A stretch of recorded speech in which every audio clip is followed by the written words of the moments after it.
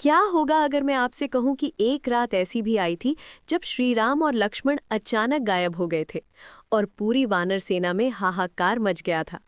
और सोचिए, जब उनके सबसे बड़े भक्त हनुमान को पता चला कि उनके प्रभु को पाताल लोक का एक भयानक मायावी राजा अहिरावण उठाकर ले गया है, तब क्या हुआ होगा।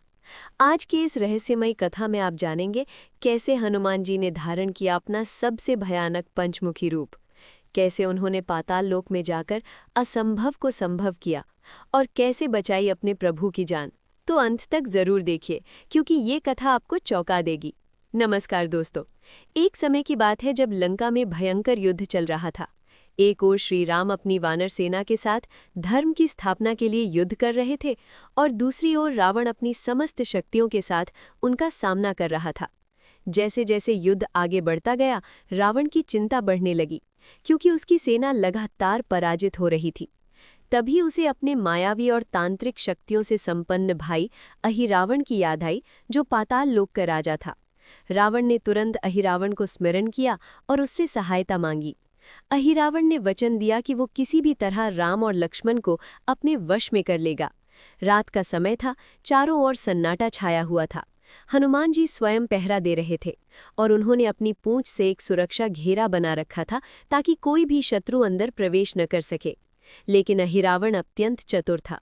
उसने विभीषण का रूप धारण किया और धीरे धीरे उस घेरे के पास पहुंच गया।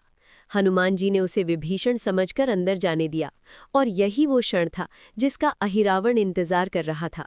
जैसे ही अवसर मिला, अहिरावण ने अपनी मायावी शक्ति से श्री राम और लक्ष्मण को मूर्छित कर दिया और उन्हें उठाकर पाताल लोक ले गया।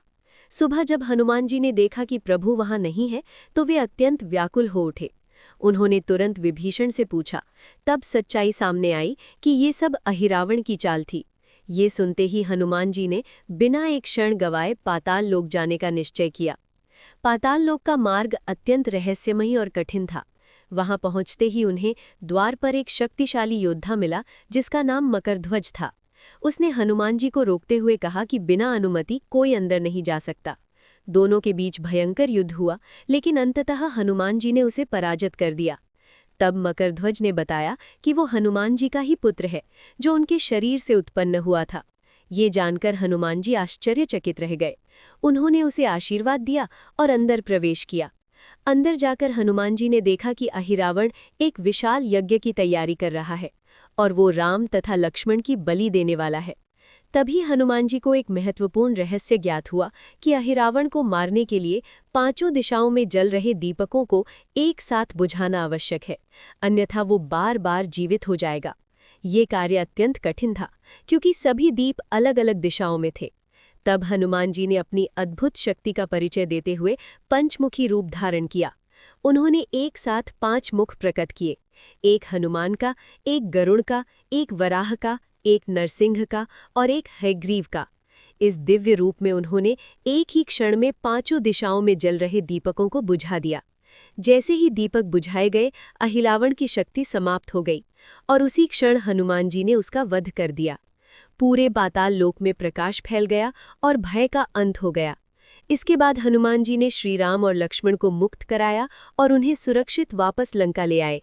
जाने से पहले उन्होंने मकरध्वज को पाताल लोक का राजा बना दिया, ताकि वहां धर्म की स्थापना हो सके।